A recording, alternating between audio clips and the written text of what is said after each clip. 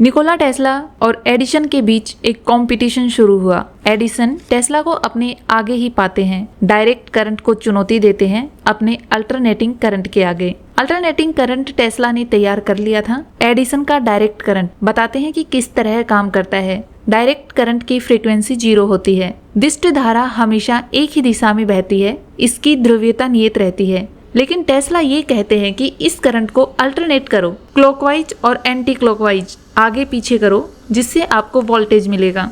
अब आपको बताते हैं कि एसी धारा होती क्या है। ये एक विद्युत धारा है जो समय समय पर दिशा बदलती रहती है और समय के साथ लगातार अपना परिणाम भी बदलती रहती है। यह शून्य से शुरू होती है और कुछ अधिकतम मान तक बढ़ता है, वापस शून्य पर घटता है, फिर नकारात्मक दिशा में अधिकतम मान तक पहुंच जाता है। प्रत्यावर्ती धारा का उपयोग रसोई के उपकरणों, टीवी, पंखों आदि में किया जाता है। अब हम थोड़ी सी चर्चा करते हैं एसी और डीसी के बीच के अंतर की। एसी और डीसी के बीच अंतर यह है कि एसी बदलता रहता है और डीसी स्थिर रहता है। एसी का मतलब प्रत्यावर्ती धारा है और यह प्रवाहित होने पर बार बार दिशा बदलता रहता है। डीसी का मतलब है प्रत्यक्ष धारा और यह निरंतर दिशा और परिणाम बनाए रखता है। लेकिन टेस्ला को कंपनी खड़ी करने के लिए फंडिंग नहीं मिली, पर टेस्ला ने अपनी कंपनी खड़ी करने के लिए कंपनियों में काम किया, खड्डे खोदे, 2 साल तक लगातार काम किया और फंडिंग जुटाने में सफल हुए।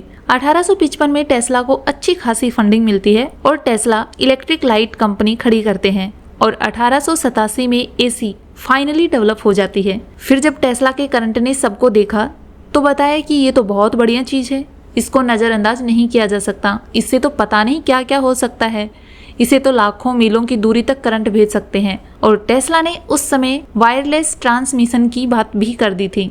फिर साल आता है 1887 का। टेस्ला की सबसे बड़ी अचीवमेंट थी इंडक्शन मोटर। वेस्टिंगहाउस की रॉयल्टी से उत्साहित टेस्ला ने फिर से अपने दम पर काम शुरू किया, लेकिन वेस्टिंगहाउस को जल्द ही अपने समर्थकों के द्वारा इस प्रोजेक्ट पर फिर से बातचीत करने के लिए मजबूर होना पड़ा और इसके बाद टेस्ला ने अपने रॉयल्टी अधिकार त्याग दिए। सन 1890 में टेस्ला ने इलेक्ट्रिक ऑसिलेटर, मीटर, बेहतर रोशनी और टेस्ला कॉइल के नाम से जाने जाने वाला हाई वोल्टेज ट्रांसफार्मर का आविष्कार किया। टेस्ला ने एक्सरे के साथ भी प्रयोग किया था। गुग्लिमो मार्कोनी से 2 साल पहले रेडियो संचार पर भी कार्य किया था और मेडिसन स्क्वायर गार्डन में एक पुल के चारों ओर रेडियो नियंत्रित नाव चलाई। साथ में ही टेस्ला और वेस्टिंगहाउस ने शिकागो में 1893 के विश्व कोलंबियाई प्रदर्शनी को रोशन किया और जनरल इलेक्ट्रिक के साथ मिलकर नियाग्रा फॉल्स में एसी जनरेटर स्थापित किए, जिससे पहला आधुनिक पावर स्टेशन बना। बात करते हैं निकोला टेस्ला की असफलताएं और उनकी मृत्यु के बारे में।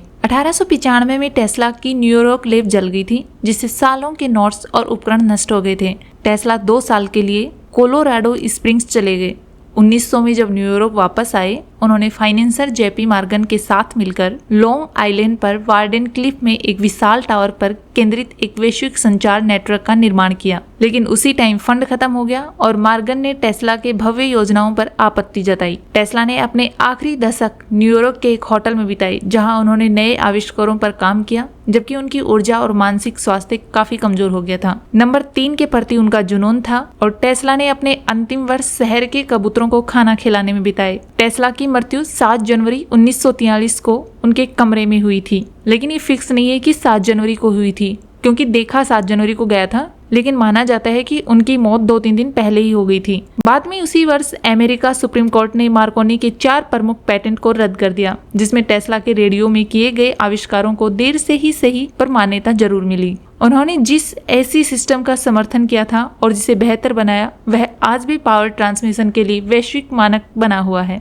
आपको टेस्ला की संघर्ष भरी कहानी कैसी लगी, कमेंट करके जरूर बताएं। अगली वीडियो में हम एक नई बायोग्राफी लेके आएंगे। अपने दोस्तों के पास ज्यादा से ज्यादा शेयर करें और चैनल को सब्सक्राइब करें। धन्यवाद।